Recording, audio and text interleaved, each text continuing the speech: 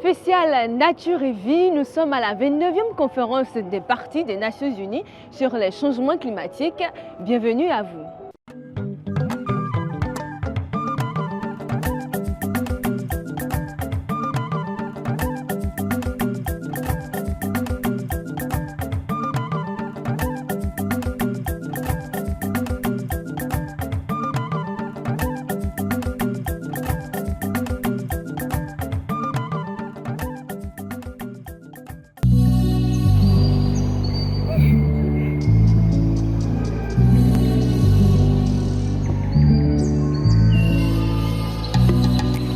Azerbaïdjan, plus grand pays du Caucase, situé entre l'Europe et l'Asie, a accueilli la COP29.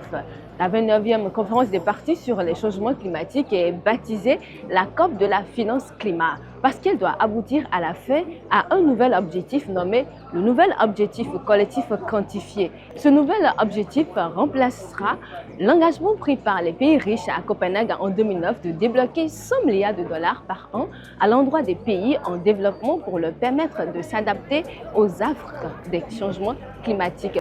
Cette fois-ci, l'ambition est grande dans une logique d'augmentation de la finance climatique, 1300 milliards de dollars par an. What do we want? When do we want it? What do we want? When do we want it? Ce dossier vient de Copenhague depuis 2009, où les pays développés collectivement ont décidé de mobiliser 100 milliards de dollars à l'horizon 2020. Ils n'ont pas été à mesure de respecter cette obligation-là ou cet engagement. Ils ont demandé un nouvel horizon temporel en 2025. Donc un processus a été mis en place de 2022 à 2024. Et comme nous sommes en 2024, il faut faire effectivement ce point-là. Les décisions que nous allons prendre vont nous gouverner jusqu'après 2035. Rien ne pourra être changé sur le contenu de ce document avant cet horizon temporel-là.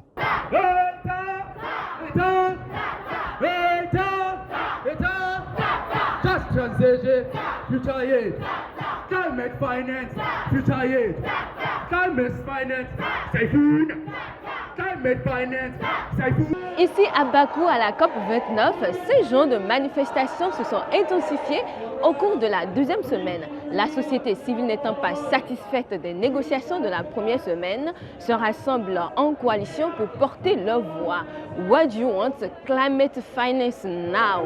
We have not seen any of this. We have not seen finance. We have not seen implementation support. We have not seen any real action. As we all know, this year is the year of finance, and then we are talking about climate finance. When we talk about climate finance, we need funding of public finance and not loans or not investment by the private sector. Why is because this public finance is the only way forward in supporting the global south, particularly Africa, to be able to go away from the calamities that we are currently facing. The manifestations are very important because we are calling them out.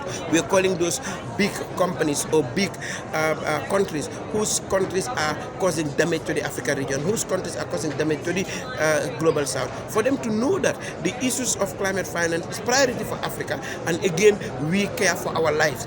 Stop the wait. It is time to mitigate. Stop the wait. It is time to mitigate. Même si cette année, les activistes n'ont pas eu droit à la marche climat, ils insistent quand même sur la justice climatique. Cette année, malheureusement, comme un peu chaque année, la société civile a un peu été brimée parce que nous n'avons pas été autorisés à faire notre traditionnelle marche pour la justice climatique que nous faisons. Donc toutes les coalitions pour la justice climatique qui étaient présentes ici à Bakou, dont la caravane africaine pour la justice climatique que je coordonne, ont été obligées de se confiner dans une salle, le Caspian Plenary Hall, et donc cela a été vécu comme un moment de frustration pour nous, société civile. Et donc, qu'est-ce que nous avons fait? Nous avons trouvé un moyen innovant de quand même faire notre mobilisation, de quand même élever la voix. Nous n'avons plus parlé, nous avons fait une marche silencieuse, juste en claquant des doigts, juste en murmurant, avec une chaîne humaine que nous avons fait dans le rôle ici à la COP29. Et cela pour permettre à tous les négociateurs qui passaient dans cette allée-là, à toutes ces autorités, à tous ces décideurs, de pouvoir voir, lire nos messages sur nos pancartes, lire nos messages sur nos bannières, nos banderoles, nos affiches afin de pouvoir se rendre compte de ce que nous voulons. L'année 2024 a plus que démontré la manifestation des changements climatiques. Copernicus a révélé qu'en octobre 2024, la température était de 1,65 degrés Celsius, supérieure au niveau pré-industriel. Des phénomènes météorologiques extrêmes jamais enregistrés ont marqué l'année 2024. Les plus récentes sont les inondations en Espagne avec 223 morts dont 208 enregistrés en Valence, soit 18 personnes portées disparues et des infrastructures ainsi que des maisons détruites selon les derniers bilans publiés par les autorités du pays. L'Afrique n'étant responsable que de seulement 4% des émissions de gaz à effet de serre, subit de plein fouet les désastres des dérèglements climatiques. La région du Sahel a fait face à des phénomènes climatiques inédits cette année. Les inondations ont touché 1 million de personnes au Niger. Le Mali et le Tchad ont été aussi durement touchés par les impacts des changements climatiques. Il arrivait du moment où la température tournait autour de 49-48 degrés Celsius. Et donc du coup, c'est cette répercussion que nous avons vue pendant l'hivernage. Et donc, il a considérablement plu à Bamako et ces pluies-là ont fait vraiment des ravages sur toute l'étendue du territoire. Et la pluviométrie était par zone de 20 à 1600 mm quand il prend le cumul pluviométrique des différentes zones du Mali. Et donc, ces inondations ont vraiment causé des dégâts matériels et occasionné aussi des pertes en vie humaine. Avant de parler des inondations, il faut d'abord parler de la forte chaleur. Chaleur extrême, des températures extrêmes qui ont atteint 45 degrés dans la zone du Sahel et du Sahara, dans la partie septentrionale du Tchad, qui a décimé pas mal de têtes de bétail et qui a fait une pression terrible sur les ressources naturelles surtout. Et après, sont venues les inondations. Ces inondations, c'était une catastrophe. Dans des zones où nous ne recevons pratiquement pas de pluie pendant toute une année. Nous avons eu en une semaine 300 mm de pluie qui ont emporté des habitations construites en matériaux durables, emporté des personnes, des animaux. Nous avons perdu presque 600 personnes pendant cette période d'inondation. Et des centaines de personnes sans abri. Environ presque 2 millions de personnes étaient affectées par ces inondations. Vous voyez, c'est énorme. Qui va payer ces dommages? Le Fonds pour les pertes et dommages lancé à la COP28 peine à être totalement opérationnel. Le Fonds sur les pertes et préjudices est devenu opérationnel. Il fallait ce bras armé là pour pouvoir aller dans les dossiers techniques et apporter le soutien qu'il faut. Et ce soutien, c'est l'assistance technique. L'assistance technique, parce que tout le monde ne connaît pas ce qu'on appelle pertes et préjudices et tout le monde ne connaît pas comment on l'évalue. Et si on l'évalue, quelle est la suite qu'on en donne, suivant les différents types d'événements que nous avons, les événements extrêmes que nous avons et les événements qui se manifestent de façon lente. Et ça, les processus étaient en cours pour que nous puissions avoir ces éléments-là qu'on va mettre à la disposition des pays pour qu'ils puissent vraiment bénéficier des financements qu'il faut pour faire face à ces pertes et préjudices. La question vraiment qui nous bloque, je dirais, c'est le siège du secrétariat du réseau de Santiago sur les pertes et préjudices. Ce siège est très important pour opérationnaliser les questions d'ordre technique sur les pertes et préjudices. Comment un pays peut effectivement déterminer son niveau de perte, son niveau de vulnérabilité du fait des événements extrêmes tels que les inondations, les vagues de chaleur ou les événements qui se manifestent de façon lente, à savoir par exemple la désertification, la perte de la biodiversité. Quels sont les outils dont nous allons disposer pour que les pays puissent faire leur évaluation de façon pertinente afin que le Fonds sur les pertes et préjudices puisse venir en aide à ce pays-là. Bon, voilà que les négociations tardent. Les mesures d'adaptation souvent prennent du temps avant de produire d'effet. Avec les mécanismes que nous voulons mettre en place, on va apporter une réponse immédiate à ces pertes-là. Et au niveau du fonds, sur les pertes et préjudices, il est prévu 4 mécanismes de financement. Un mécanisme qui vient par un soutien direct au budget de l'État. Un mécanisme qui vient par un accès direct par les communes. Un soutien financier qui intervient également par les institutions des Nations Unies, notamment le PNUD, la Banque mondiale, le Fonds pour l'environnement mondial, qui peuvent, pour des projets d'une certaine envergure, notamment pour les événements qui se manifestent de façon lente, apporter vraiment un programme approprié pour qu'on puisse vraiment maîtriser ça. Et ensuite, le dernier, là, c'est le décaissement rapide. Le décaissement rapide, c'est beaucoup plus pour les événements, les catastrophes naturelles qui surviennent et les inondations. Remarquez au Bénin, chaque année, on a les inondations, notamment à Branville, Karimama, dans le bassin du Mono. Mais si ça vient, c'est souvent des pertes, les récoltes s'en vont, les écoles vraiment sont détruites. Et ça, là, on ne peut pas faire ça par un projet. Il faut intervenir immédiatement. Avant la création du Fonds pour les pertes et dommages lors de la COP27 à Sharm el-Sheikh, il existait déjà des mécanismes de financement pour faire face aux dégâts des changements climatiques.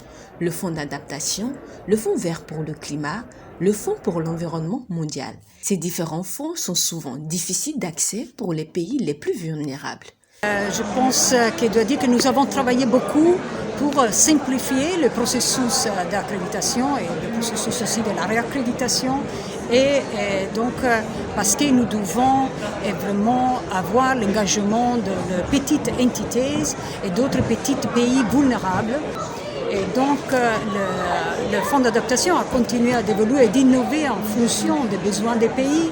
Et effectivement, nous offrons aussi des fenêtres de financement supplémentaires et au-delà des projets nationaux habituels, y compris des projets régionaux, l'innovation, l'apprentissage en matière d'adaptation, d'expansion des projets, de préparation et d'adaptation menée localement. Ça, c'est très important parce que l'aspect local du fonds d'adaptation est absolument clé. C'est sur le DNA de le fonds d'adaptation. Et donc, c'est aussi que nous pouvons dire que le fonds d'adaptation dispose d'une large base de connaissances, des projets reproducibles, éprouvés. Et il s'agit souvent de premiers projets d'adaptation sur le terrain et donc c'est grâce à ces projets qui sont des projets transformatifs, qui sont des projets très importants au niveau des pays. Et après, il y a des financements supplémentaires qui aident les pays à escaler ce projet. While mobilizing climate finance is crucial. Nous demandons aux pollueurs de payer leurs dettes climatiques. Nous demandons plus de financement pour le climat. Nous avons demandé 5 trillions, mais le texte qui est sorti hier était en train de tourner autour de 200 milliards de dollars que les pays riches promettent. Alors que dans les négociations, les pays africains ont revu leur ambition à la baisse à 1,3 trillion. 200 milliards, 1,3 trillion, le gap, il est important. À l'intérieur de ce document, il y a le volet quantitatif. Parce qu'on a dit 100 milliards à l'horizon 2020. Nous partons en 2025, donc les 100 milliards seront un montant plancher. Combien doivent s'ajouter aux 100 milliards? Beaucoup de discussions donc, se sont tenues. Et on a dit qu'il faut tenir compte de la préoccupation et des priorités des pays en développement. Donc les chiffres qui sont annoncés, c'est 1300 milliards de dollars US. Il y a également les instruments qu'il faut utiliser. Est-ce qu'il faut des prêts? Est-ce qu'il faut des subventions? Est-ce qu'il faut les deux? L'implication du secteur privé et des banques, à quel pourcentage, à quel taux? Les conditions d'accès. Est-ce que ça sera vraiment les mêmes conditions que nous connaissons avec le fonds d'adaptation et le fonds vert pour le climat? L'implication d'autres organismes, d'autres organisations non gouvernementales, d'autres organisations internationales. Tout cela vraiment fait partie de ce document-là pour lequel les préoccupations des pays en développement sont assez différentes des préoccupations des pays développés. Nous, on part dans une logique qu'il faut penser vraiment à la situation particulière des pays en développement. Les questions d'adaptation, les questions de perte et des préjudices, alors que les autres sont dans une logique de business. comment impliquer le privé, comment les banques seront là-dedans, comment le monde des affaires va s'impliquer. Parce que tout ce processus devient économique et financier. Tant que nous ne sommes pas dans cette logique-là, il est difficile d'avoir effectivement une contribution ou une coopération vraiment des pays développés.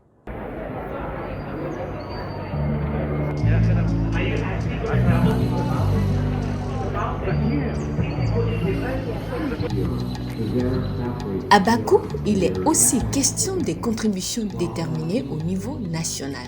Une feuille de route que chaque partie de la Convention cadre des Nations Unies sur les changements climatiques doit élaborer et qui constitue leur engagement de réduire leurs émissions de gaz à effet de serre. Vous savez, le GIEC a produit un rapport tout récemment et qui indique que nous ne sommes pas sur la bonne trajectoire parce que les contributions déterminées au niveau national des pays n'ont pas été vraiment mises en œuvre comme cela se doit. Durant la COP29, 2 pays du G20, le Royaume-Uni et le Brésil, ont clairement indiqué qu'ils prévoyaient d'intensifier l'action climatique dans leur CDN. La Chine, l'un des pays les plus pollueurs au monde, a aussi sa politique de réduction de ses émissions. China has a national strategy of the carbon emission reduction. So by 2030, China will get a peak of carbon emission. Then by 2060, we will get the carbon neutrality. So that's a national strategy in China. So not only from the government side, also from the public sector, private sector, the civil society, we contribute together to realize this goal, the national goal. So China has our national NDC goal. So China has the ambition, I think, in the developing countries.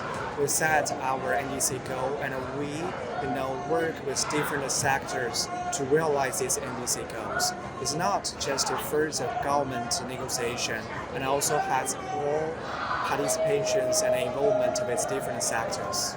So the beginning of this COP29, the Vice President of China has already mentioned that China has already made a contribution about almost 177 billion RMB on the green finance to global south. And with the road and a bad initiative in China, we really work a lot, not only for China and also for the developing and global south countries. We think that China has clear ambition, and we want to join hands with more countries and offer what we can do from the financial support side.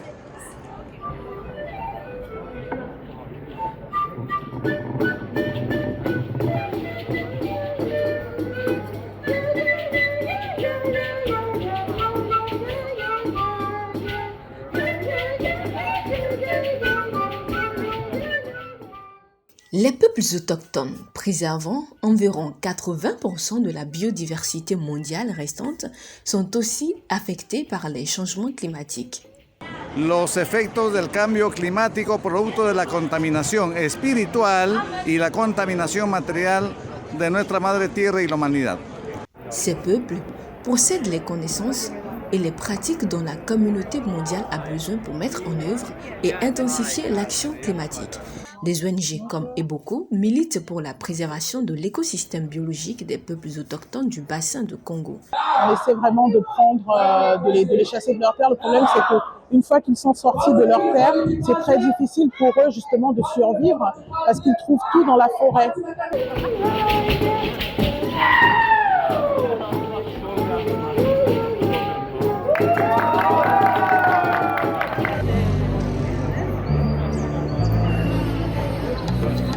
Au-delà des négociations, les COP constituent également un lieu de rencontre avec les partenaires au développement. Nous sommes à la COP dédiée à la finance climatique.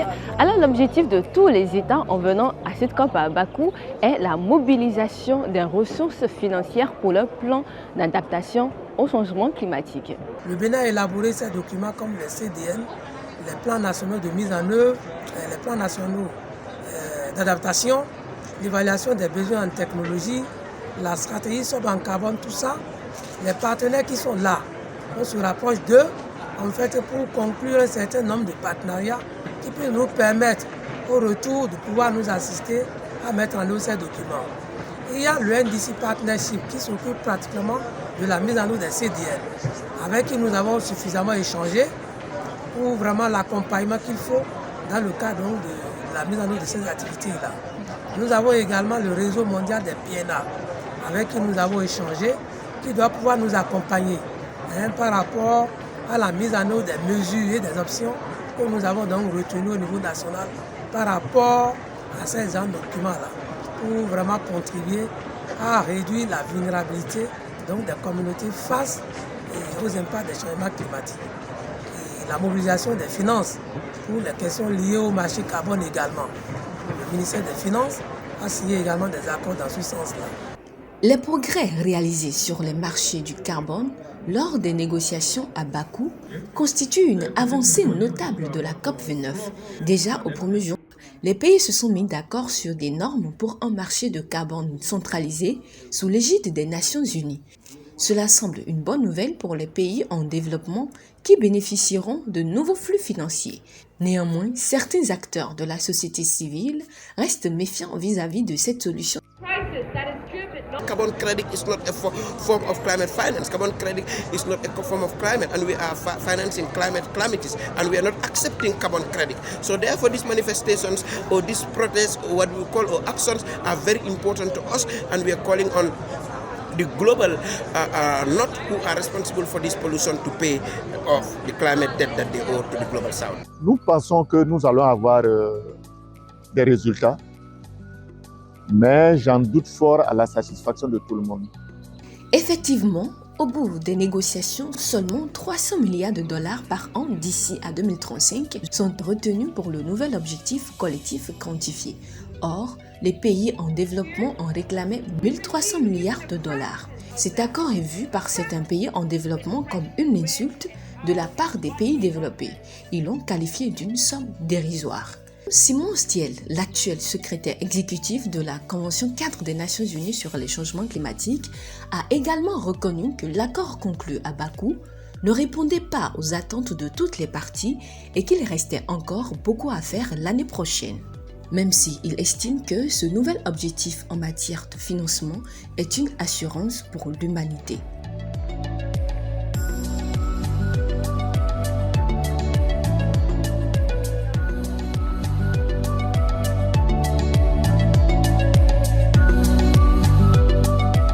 C'est la fin de ce numéro de Nature et Vie. Merci de nous avoir suivis avec grande attention. On se retrouve à la prochaine destination.